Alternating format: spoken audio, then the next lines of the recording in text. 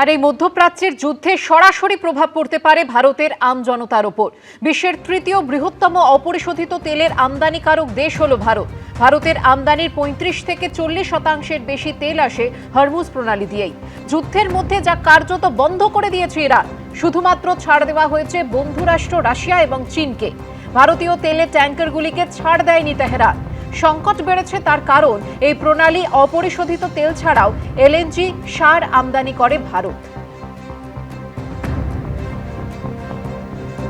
এখানে যদি আপনার কোনো কারণে যুদ্ধ কারণেই হোক বা অন্য স্ট্র্যাটেজিক কারণেই হোক হরমুজ প্রণালীকে বন্ধ করে দেওয়ার একটা প্রয়াস হয়েছে এবং এক্ষেত্রে বন্ধ হয়েছে, তার দরুন যোগানের ঘাটতি তৎক্ষণাৎ দেখা দেবে।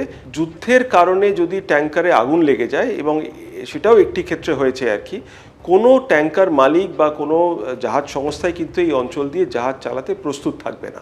বহু দেশে একই সঙ্গে এক ধরনের তেলের ঘাটতি দেখা দেবে। আন্তর্জাতিক যে দামের ওঠাপড়া, তার যে আভ্যন্তরীণ যে ছাপ পড়বে সেটা শেয়ার বাজারে পড়তে পারে, অন্যান্য পণ্য সামগ্রীর ব্যবসা এবং তার চাহিদার উপর পড়তে পারে। অর্থাৎ বুঝতেই পারছেন ভারতের উদ্বেগের জায়গাটা।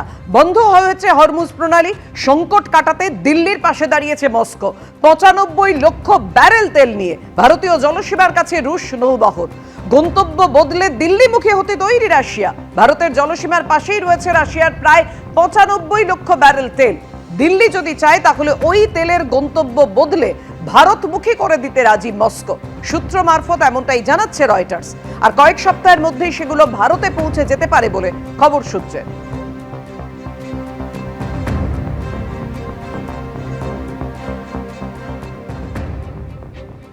কি পরিস্থিতি এই হরমুজ প্রণালীতে? হরমুজ প্রণালী দিয়ে জাহাজ চলাচলে নিষেধাজ্ঞা না মানার অভিযোগে 10টি তেলবাহী জাহাজের উপর হামলা চালায় ইরান। বিশ্বের 20% অপরিশোধিত তেল সরবরাহের রুট এই হরমুজ প্রণালী। তা কার্যত বন্ধ হওয়ায় বিশ্বজুড়ে জ্বালানি সরবরাহ নিয়ে শুরু হয়েছে আশঙ্কা। আন্তর্জাতিক বাজারে হু হু করে বাড়তে শুরু করেছে অপরিশোধিত তেলের দাম। যুদ্ধ শুরুর আগে আন্তর্জাতিক বাজারে 28 ফেব্রুয়ারি অপরিশোধিত তেলের দাম ছিল ব্যারেল প্রতি $65। 2রা মার্চ সেই দাম বেড়ে দাঁড়িয়েছিল $71 কাছাকাছি, আর বুধবার সেটাই বেড়ে হয়েছে $83.88 প্রতি ব্যারেল। এই যুদ্ধ দীর্ঘস্থায়ী হলে অপরিশোধিত তেলের দাম $200 ছাড়িয়ে যেতে পারে বলে আশঙ্কা প্রকাশ করছেন বিশেষজ্ঞরা। এমনটা হলে ভারতের কপালেও চিন্তার ভাঁজ পড়তে বাধ্য। বিশেষজ্ঞদের আশঙ্কা, এই পরিস্থিতি চলতে থাকলে ভারতের আর্থিক ঘাটতি এবং টাকার স্থিতিশীলতা সব ক্ষেত্রেই চাপ বাড়তে পারে। আন্তর্জাতিক অপরিশোধিত খনিজ তেল সরবরাহের অন্যতম গুরুত্বপূর্ণ ট্রানজিট রুট হরমুজ প্রণালী বন্ধ হয়ে যাওয়ায় মঙ্গলবার পর্যন্ত পাওয়া খবর অনুযায়ী হরমুজ প্রণালীর দুদিকে 700রও বেশি জাহাজ দাঁড়িয়ে রয়েছে। এর মধ্যে প্রায় 50%ই তেল ভর্তি অবস্থায় রয়েছে। এখন প্রশ্ন হচ্ছে, কেন এত গুরুত্বপূর্ণ হরমুজ প্রণালী? একদিকে পারস্য উপসাগর, অন্যদিকে ওমান সাগর। যে সরু জলপথ এই দুটি উপসাগরকে যুক্ত করেছে তাকেই বলে স্ট্রেট অফ হরমুজ বা হরমুজ প্রণালী। এর পূর্ব দিকে রয়েছে সংযুক্ত আরব আমিরশাহী, সৌদি আরব, কাতার, বাহরিন, কুয়েত এবং ইরানের মতো দেশ। এই দেশগুলি হচ্ছে খনিজ তেলের এক একটা বিশাল ভাণ্ডার, এবং এই দেশগুলি থেকে যে অপরিশোধিত তেল উত্তোলন করা হয় তার সিংহভাগই রপ্তানি হয় এই হরমুজ প্রণালী দিয়ে। তথ্য বলছে বিশ্বের 5 ভাগের 1 ভাগ অর্থাৎ 20% বেশি অপরিশোধিত তেল সরবরাহ হয় এই হরমুজ প্রণালী দিয়ে। হরমুজ প্রণালীটা এটা হচ্ছে কি, আমি যখন নিয়ে আসছি আর কি, এই হরমুজ প্রণালী আপনাকে দেখাচ্ছি কিরম ধরনের ট্রাফিক থাকে দেখুন। আর সেই জায়গায় যদি হরমুজ প্রণালীর এই যে অংশটা দেখেন, দেখবেন কোনো ট্রাফিক নেই। এইটা হচ্ছে আমাদের ট্যাঙ্কার বা নন ট্যাঙ্কার ভেসেলগুলো দেখাচ্ছে স্টেট অফ হরমুজ।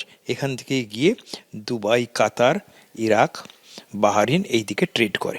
আমরা নিতাম রাস্তানুরা নিতাম সৌদি আরবের বড় টার্মিনাল বা আবুধাবির থেকে নিতাম আর কি। জাহাজ কিন্তু হরমুজ প্রণালীটা আমাদের খুব ইম্পর্টেন্ট রাস্তা। ওটা ছাড়াও কোনো পার্সিয়ান গালফ থেকে কোনো বিকল্প রুট নেই। ওটা একটা বটল নেকের মতন জায়গা। সূত্রের খবর, এই হরমুজ প্রণালী দিয়ে প্রতিদিন প্রায় 1.5 কোটি ব্যারেল অপরিশোধিত তেল সরবরাহ হয় গোটা বিশ্বে। তার মধ্যে সৌদি আরব একাই 38% অপরিশোধিত তেল বিশ্বের বিভিন্ন অংশে পাঠায়। এছাড়াও ইরাক 22%, সংযুক্ত আরব আমির শাহী 15%, ইরান 11%, কুয়েত 9% এবং কাতারের 5% অপরিশোধিত তেল বিশ্বের বিভিন্ন দেশে পৌঁছয় এই হরমুজ প্রণালী দিয়েই।